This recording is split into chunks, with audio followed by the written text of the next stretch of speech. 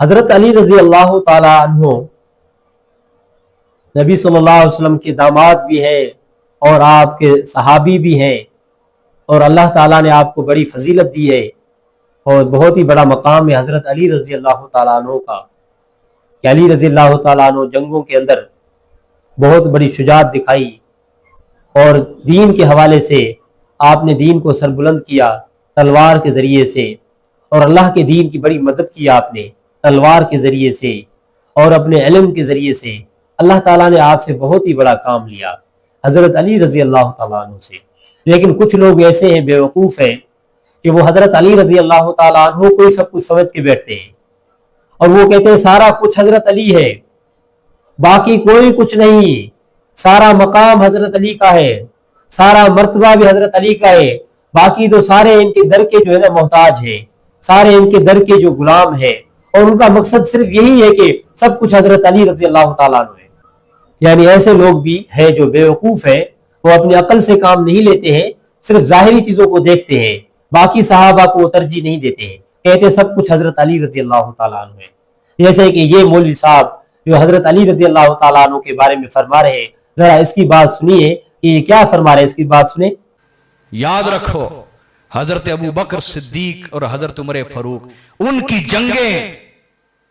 کی جنگیں کفار کے ساتھ تھیں، اور وہ آسان ہوتی کہ سب چل پڑتے ہیں، اور مولا علی کی جنگیں کلمہ پڑھنے والے منافقوں کے ساتھ تھی، صفوں میں چھپے ہوئے منافقوں کے ساتھ تھی، اور یہ بڑی مشکل جنگیں ہوتی، یہ بڑی مشکل، اپنے ہی سامنے بیٹھنے والوں میں کون دشمن ہے کیا خبر۔ آپ مجھے بتائیں، دیانت داری سے بتائیں کہ حضرت علی رضی اللہ تعالیٰ عنہ کے ساتھ صرف خوارج نے جنگ نہیں کی ہے، بلکہ حضرت عائشہ رضی اللہ تعالیٰ عنہ نے جنگ کی ہے،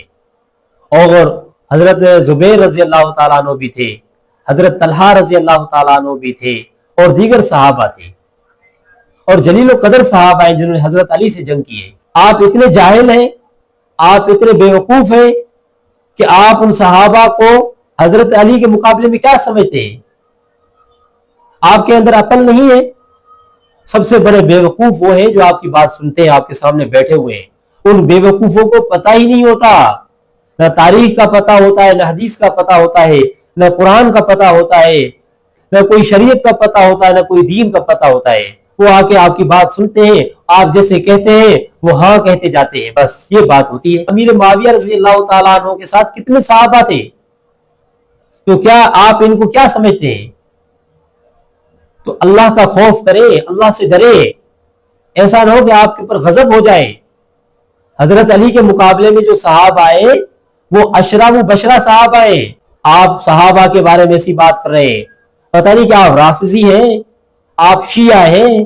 آپ ایسے بدبخت آدمی ہیں کہ آپ ان صحابہ کو منافق سمجھ رہے ہیں۔ آپ کے جیسا کوئی منافق نہیں ہے، آپ کے جیسا کوئی حرام خور نہیں ہے، آپ کے جیسا کوئی دغاباز نہیں ہے، جو لوگوں کو آپ اس طرح سمجھا رہے ہیں کہ ان صحابہ کے حوالے سے جو علی رضی اللہ تعالیٰ عنہ کے مقابلے میں آئے۔ علی رضی اللہ تعالیٰ عنہ کا مقام اپنی جگہ ہے، آپ کے نظریے میں اور شیعہ کے نظریے میں کیا فرق ہے؟ تو شیعہ کی تعلیمات کے اوپر عمل کر رہے ہیں، مجھے لگتا ہے کہ آپ پکے رافضی ہیں، کچے رافضی نہیں ہیں آپ، کیونکہ آپ نے ایسی بات کہی ہے کہ علی کے مقابلے میں جو آنے والے تھے وہ منافقین تھے۔ اللہ آپ کو غرق کر دے، اللہ تعالیٰ آپ کو ہلاک کر دے، ایسے بدبخت ہو آپ کہ آپ نے صحابہ کے بارے میں ایسی بات کہی ہے۔